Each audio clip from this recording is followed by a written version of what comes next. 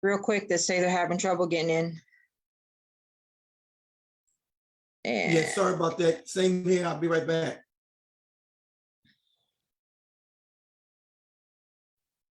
all right, Ed, we're live. Good day, everyone. Welcome to Fortune 360's weekly impact call with our special guest, Ed Blunt. We are so privileged to have Ed with us. And if you've been tuning in weekly for these calls, and you know that we've already started our first 90-day challenge. This is going to be our third week into our 90-day challenge. And get your notebooks ready. Let's get tuned in, plugged in, and go ahead and get these nuggets on how we can actually change the cycles that we're in this next 90 days. Thanks for joining us, Ed. Top of the morning to you, Lady J. Thank you so much. Appreciate you. Hope you had a great weekend, by the way. Did you have a nice weekend? You did? Fantastic. So hold on a second. Is that Carl? Did I see Carl? I thought I saw his picture. Yes, you did. He's under coach. Oh, what's up, man? I don't know if he's on here or not, but holy moly, I haven't seen that brother in a long time. It's good to see your face. You and your lovely queen. Yeah, 1 second, Ed.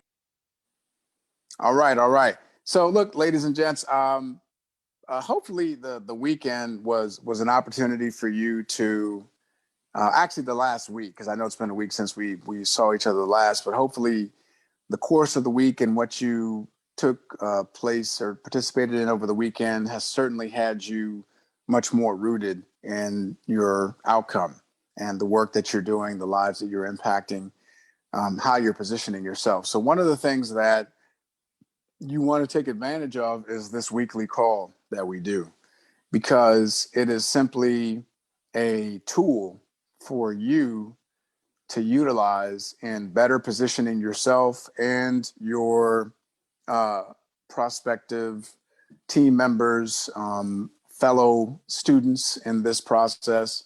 It gives them a much better chance to be positioned for success.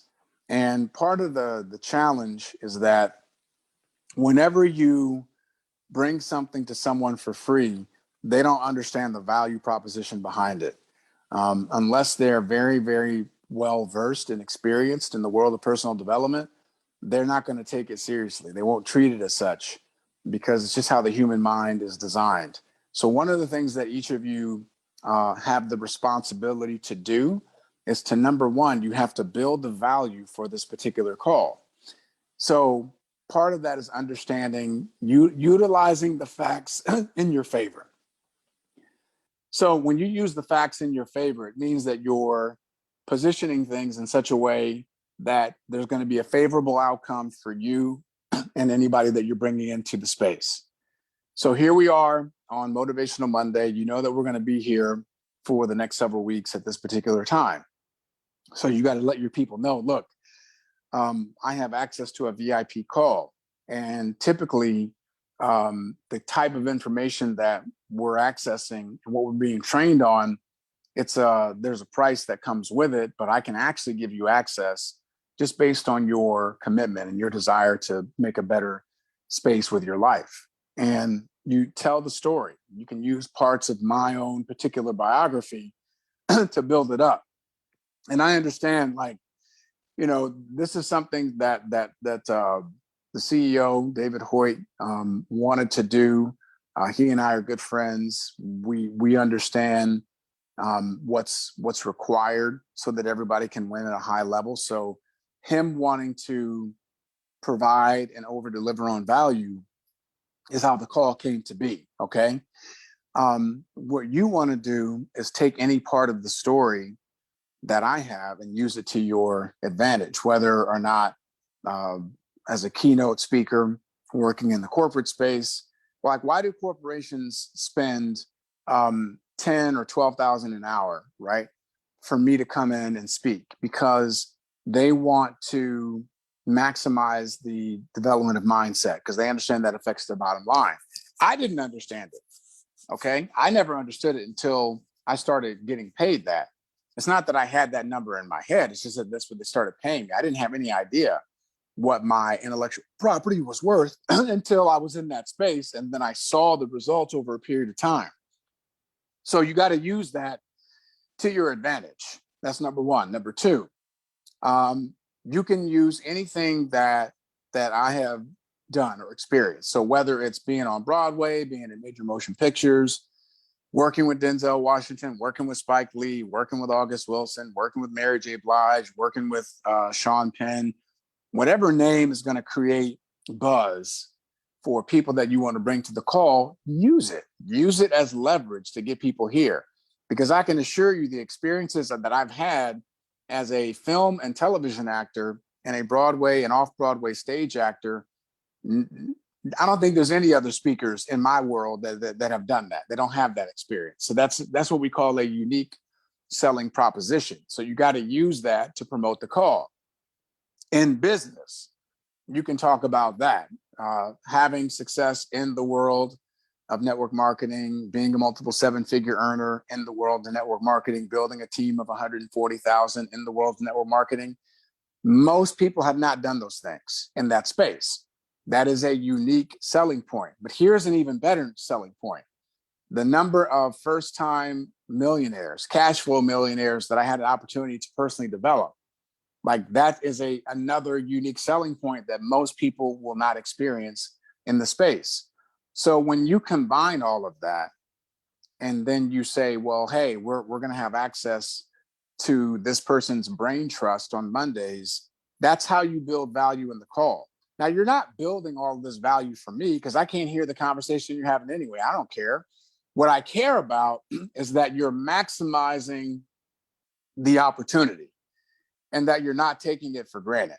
See, if you know all weekend and all week long that this call is going to be taking place on a Monday and that your CEO has arranged for me to come into this space for a certain amount of time and give you everything that I have, and he's not charging you for it, and you're not taking advantage of it, well, see, then what's the point of having the call?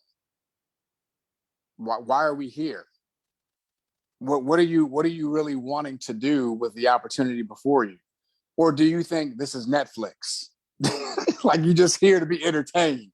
I'm just going to hop on and watch and listen. I'm not really going to promote the call. I'm not going to hold myself accountable for getting people on the call. I'm not going to use it as a tool of empowerment to help other people. I'm not going to use it as a way to add value to somebody else's life experience. I'm not going to do any of that. I'm just going to show up. And I'm a halfway listen while I'm doing other stuff. How you do anything is how you do everything. How you do anything is how you do everything. See, I learned the value proposition from the man who I heard that quote from. Very first time I heard it was 2006. I was in New York City. His name is T. Harv Eker. He wrote a book called Secrets of the Millionaire Mind. He used to do these 3-day breakouts called Millionaire Mind Intensive. What he would do before the Millionaire Mind Intensive is he would do a free presentation. It was a 3-hour presentation, and he would talk about his story. He would talk about the book, and he would promote what was coming up in this event. Now, at the time, we used to have to pay for the 3-day event, and then he started doing the 3-day event for free because he would just upsell you at the event. But when I first heard that phrase, how you do anything is how you do everything, it changed my life. Simple phrase. I'd never heard anybody say it before.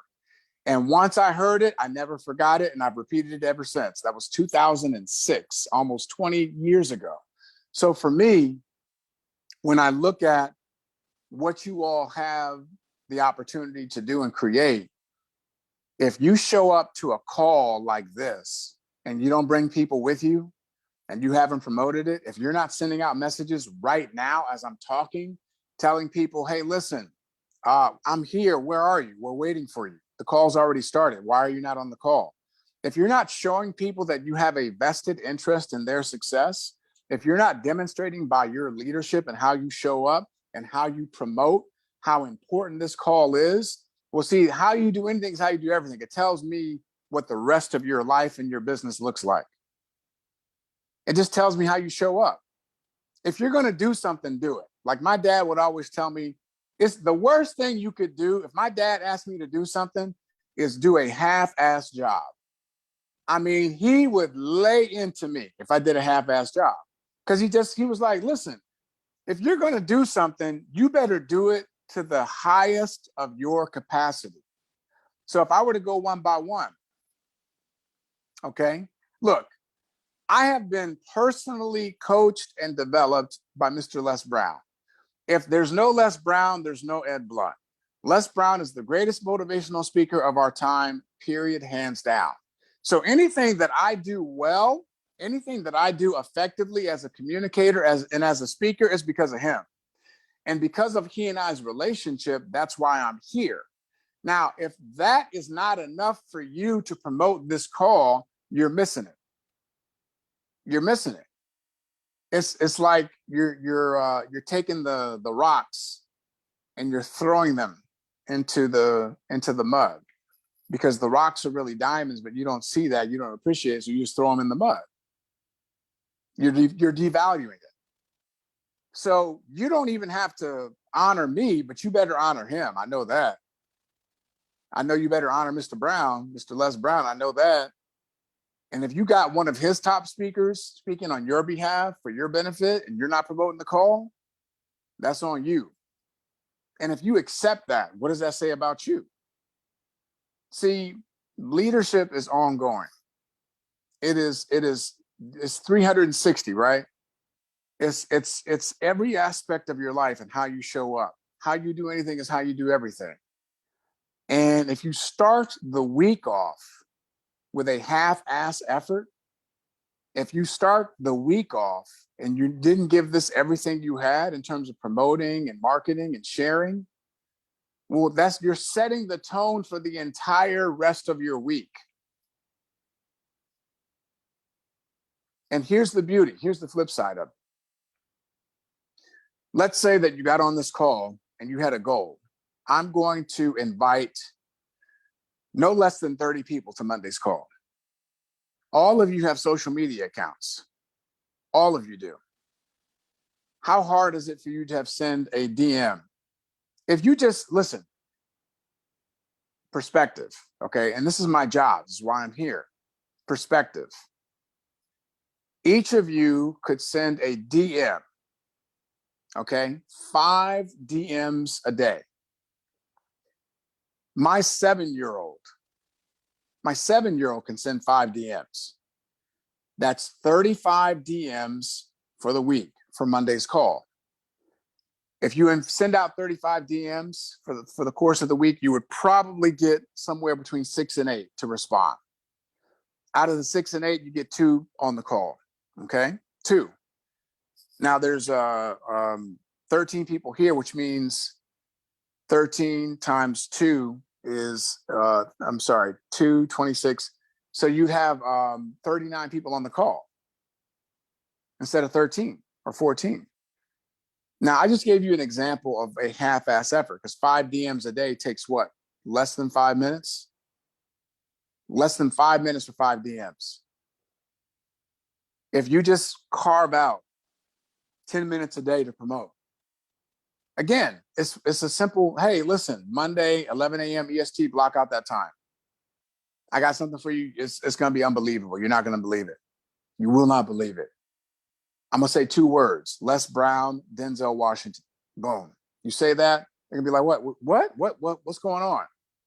Well, those are 2 people that I have in common, right? 2 people that I've worked closely with over a long period of time. 2 people that I built relationship with. So now you're leveraging and you're promoting based on that. And you can feel good about the effort that you're putting forth. It's about your life, you all. You think that I'm talking to you about your business or building your business or the number of new students that you enroll and the promotions that are available that you take in. All that stuff is like smooth road for you to walk on. I'm talking about your life, how you show up in your life with the intention of making somebody else's life better. That's what I'm talking about. That's what we're here for, is making somebody else's life better. So don't just come here and just to hang out.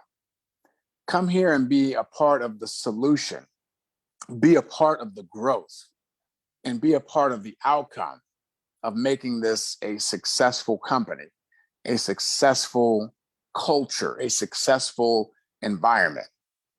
Otherwise, you're just a consumer. And we got plenty of consumers, right? A consumer mentality just means you're allowing someone else to dictate what your life outcome is going to be. But if you come into this with a producer's mindset, I'm going to take full advantage. I'm going to seize the opportunity. I'm going to make myself better and therefore affect better change in my environment. Then you change the game. All right, good stuff. Let me see some of the chats in here before we get on the topic. Okay, I like it. Okay, Ingram and Jennifer, I see you guys are listening. You are paying attention. That is freaking awesome. So raise your hand if you're familiar with this book. If you know this book, if you read it, if you studied it, just type it in the chat for me. Yes. Type it in the chat if you've read it, if you've studied it. Okay, Janie, I see you listening. So there's something powerful about the mind. By choosing a creative rather than a competitive plan, an individual taps into the infinite potential of the universe. So you're choosing creation over competition, meaning you're focusing on ways that you can creatively impact outcomes. See the things you want as if they were actually around you all the time. See yourself as owning and using them. Make use of them in imagination just as you will use them when they are your tangible possessions. See the things you want as if they were actually around you all the time. See yourself as owning and using them. Make use of them in imagination just as you will use them when they are your tangible possessions. So that is what we would call living in your future. You have a very vivid, clear, specific outcome that you can see yourself creating. And then you begin to live in that future because there is a science to getting rich.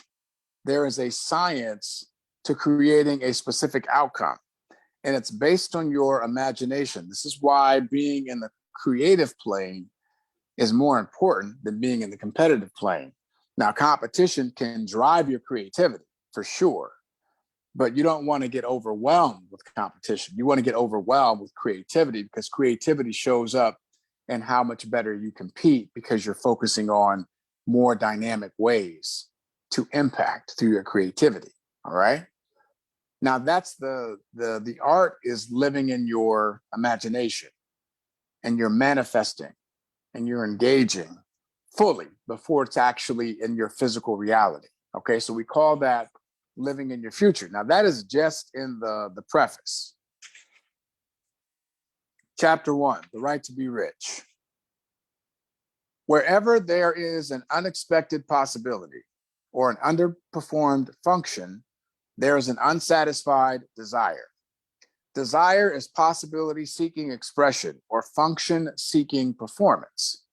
A person cannot live fully in body without good food, comfortable clothing, warm shelter, and freedom from excessive toil. Rest and recreation are also necessary to their physical life.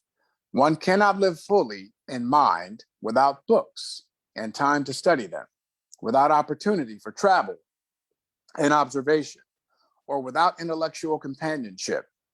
To live fully in mind, he must have intellectual recreations and must surround himself with all the objects of art and beauty that they are capable of using and appreciating. To live fully in soul, an individual must have love, and the expression of love is often frustrated by poverty. How many of you all have ever been out and you're at the store, checkout line, and you see a parent laying into their child for being a child? Now, when you're out in the store, sometimes your kids are a little distracted, they're a little energetic, they're a little out there, but you'll catch a parent really laying into their kid, okay? And they're laying into their kid, not for the kid being a kid, but they're laying into their kid because they're frustrated, because they've been disappointed, because they've been let down. because they're angry at the fact that they can't put everything in the cart that they know they want to put in the cart. They're frustrated because they would rather be working right now. They got to take time off from work in order to put food on the table, but they got to go buy the food. They got to take time to go buy the food, and that's taking time away from them putting food on the table. They're frustrated and they're disappointed and they're focusing on lack and what they don't have and who hurt them and who wronged them.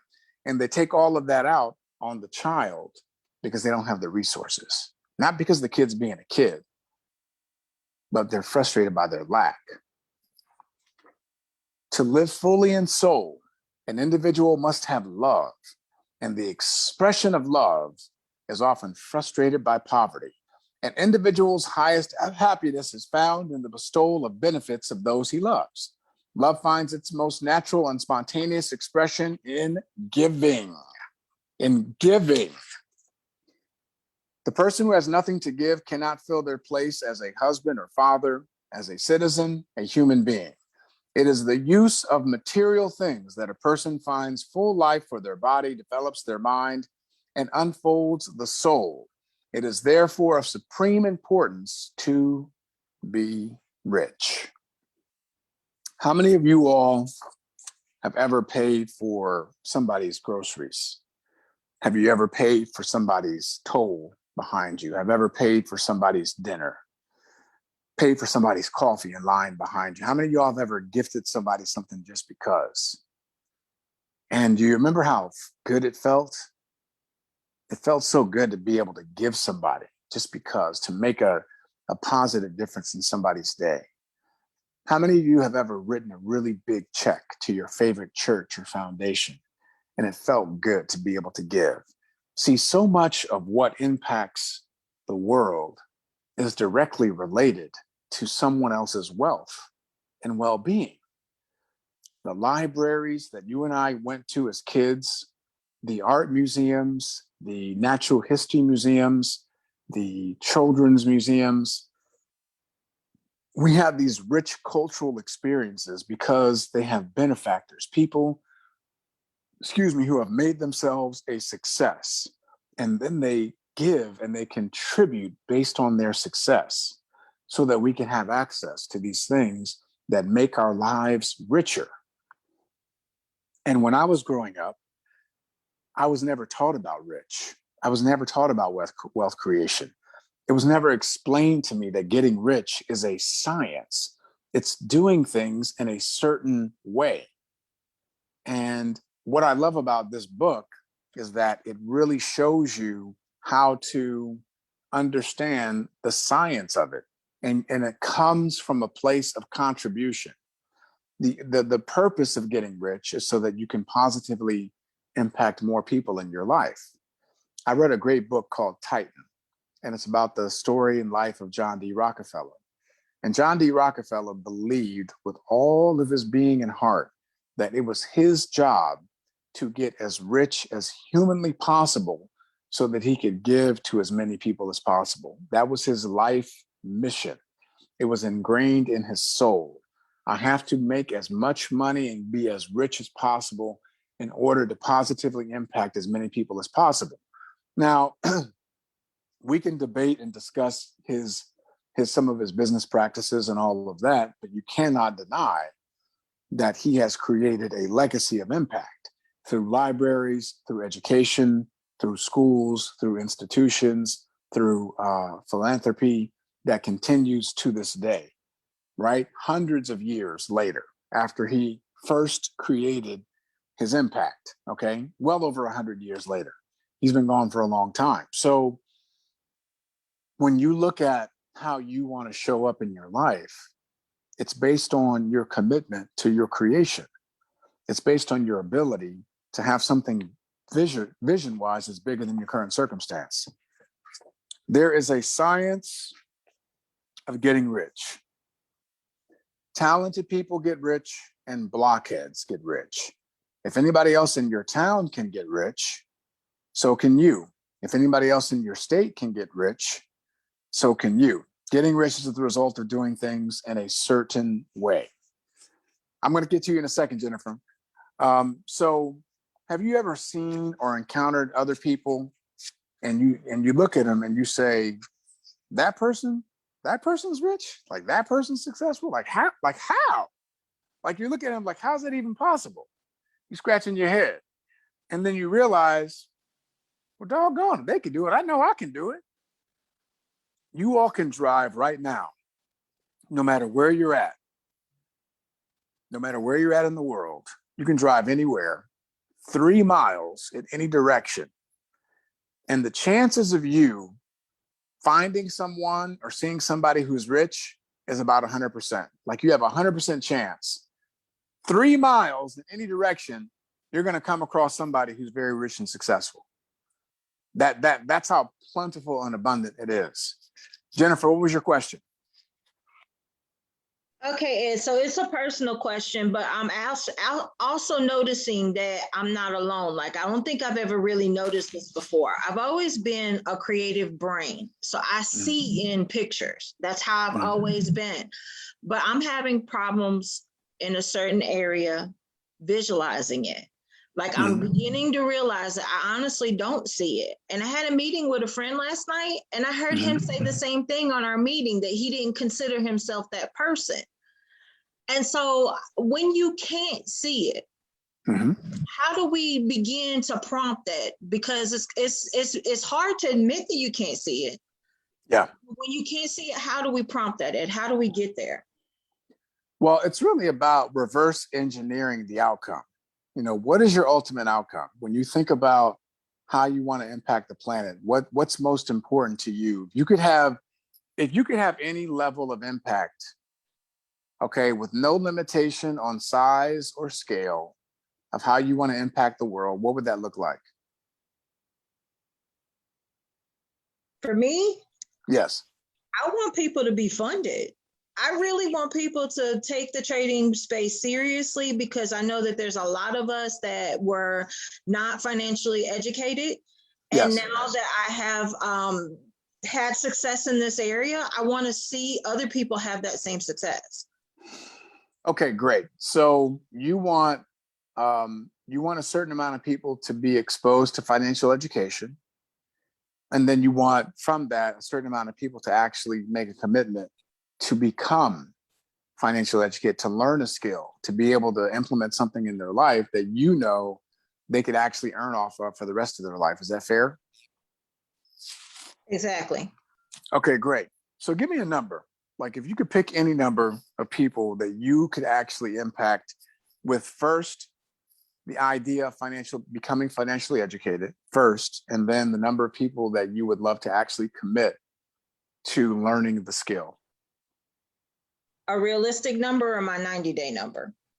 No. I want a number that is beyond the realm of your imagination. If you could pick any number in the world for you, what would that number be? 1 million people. Great. So 1 million people say, hey, I want to get financially educated. So I'm willing, Jennifer, to go read books. I'm willing to really take it seriously and look at my life in a different way because I realize I haven't had it. I'm going to get financially educated. And out of those 1 million people that you've touched, how many of those people would you like to see make a commitment to learning the skill of trading? Well, we want all of them, but realistically, let's say 10%. So 100,000. Correct. Right. So here's what I would do.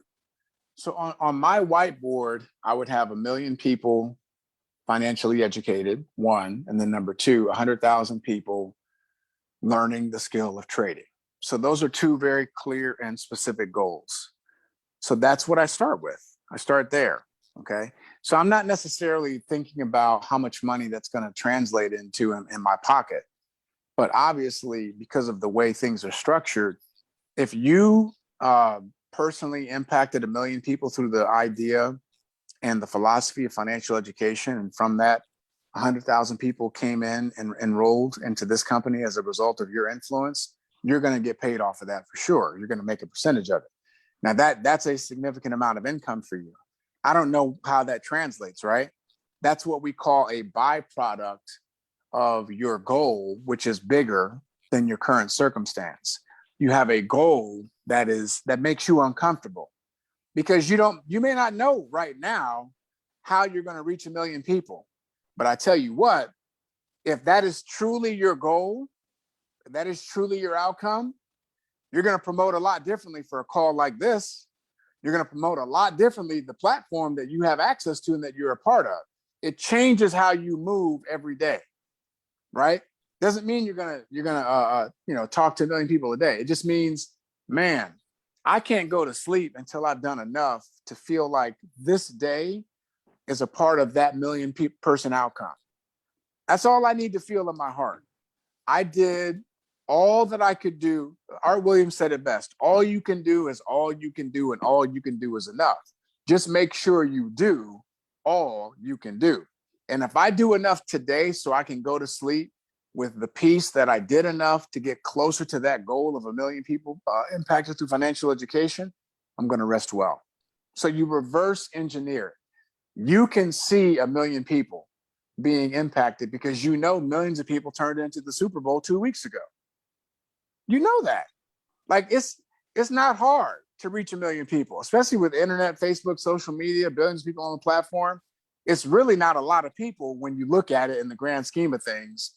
7+ billion people on the planet, you can reach 1 million people. So if you keep that at the forefront of your mind, it changes how you move. And guess what will happen? You'll start to really begin to see the impact. It might take you 3 years. It might take you 5. It might take you 1. You might get there a lot faster than you thought. It might take a little bit longer than you thought. It doesn't matter. What matters is that you have a commitment and you're clear on the commitment and the outcome. Great question. Is opportunity monopolized? It's chapter 3.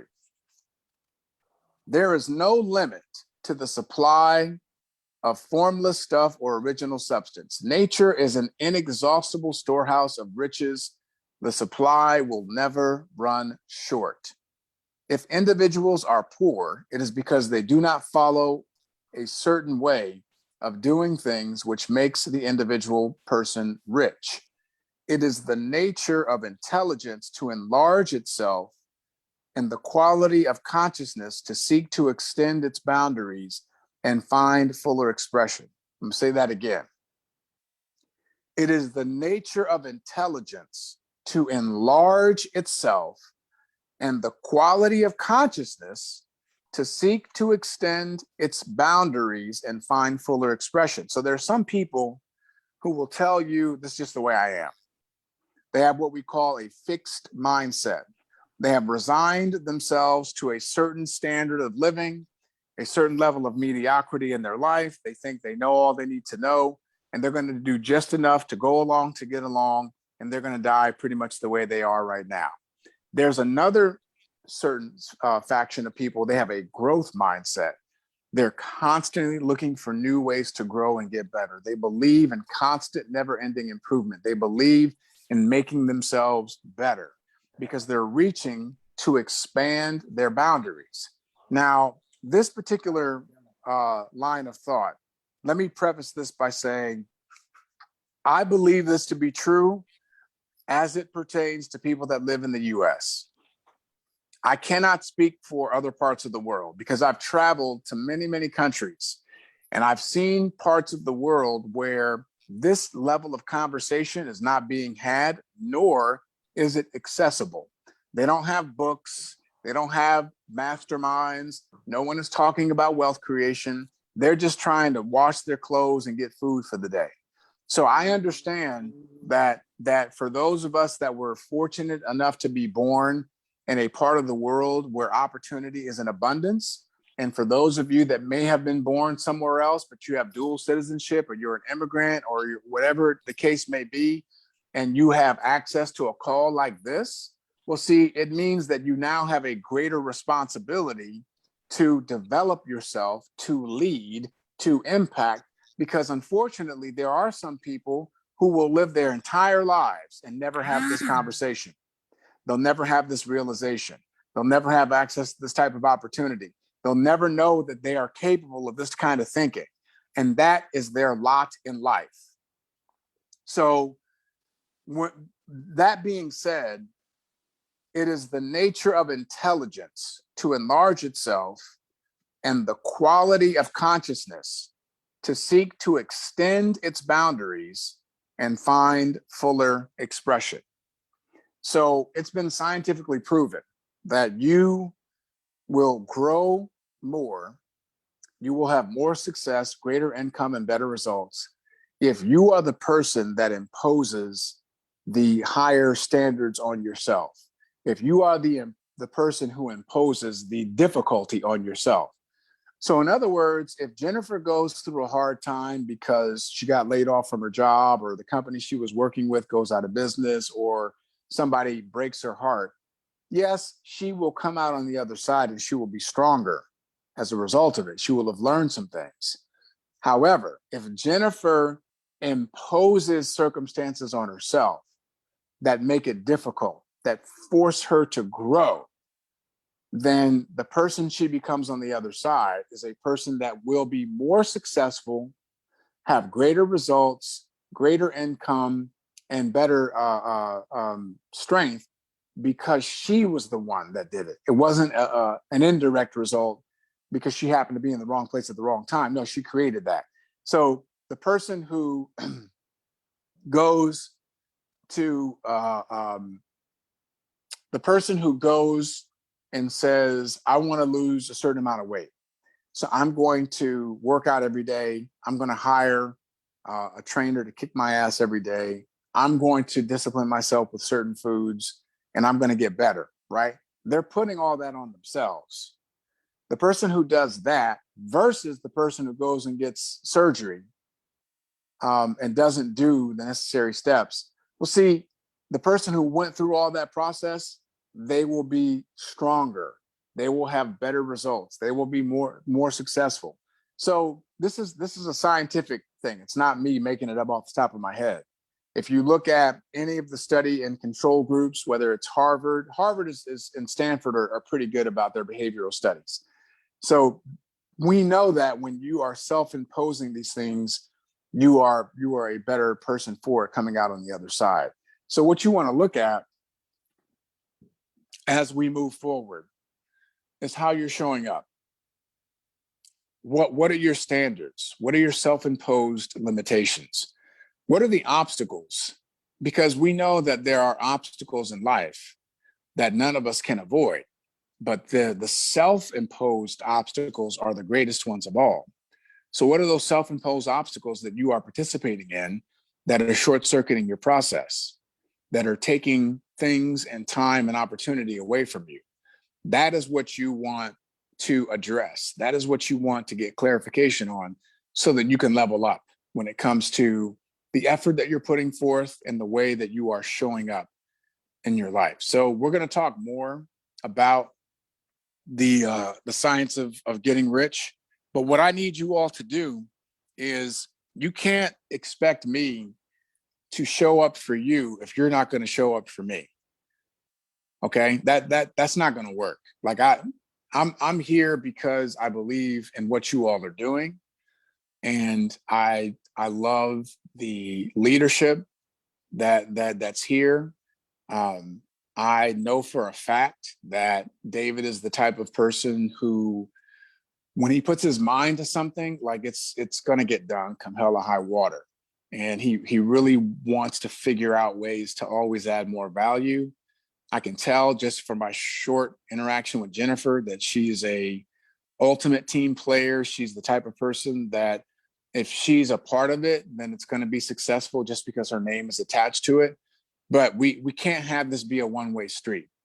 How you show up is who you bring with you. How you show up is how you promote. How you show up is the effort that you put forth. Because you may think that this is just a call that we do, but how we show up for the call is going to be how we show up for the classes. How we show up for the classes is going to be how we show up for the prospects. How we show up for the prospects is going to be how we show up in getting the good news out about what's available in this incredible platform that's being cultivated and developed for your benefit and the benefit of thousands and thousands of other people. But listen, ladies and gents, how you do anything is how you do everything. If we're here next week and the numbers are like this, then there's no point in doing the call. What's the point?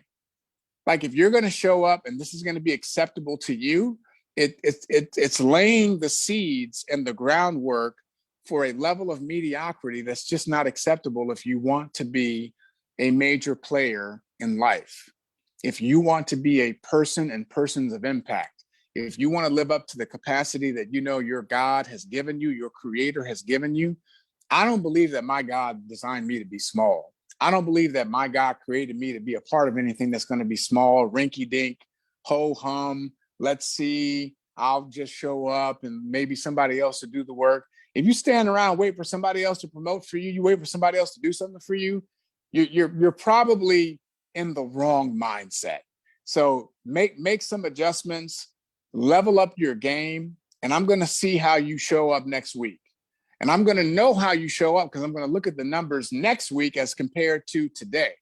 Because I know good and doggone well, all of you can do better than what's here right now. I don't care if it is a holiday in the United States or not. That's even more reason for more people to be on the call than not. So I appreciate you all. I look forward to your growth and your progress and your success. And we'll see you same time, same station next week.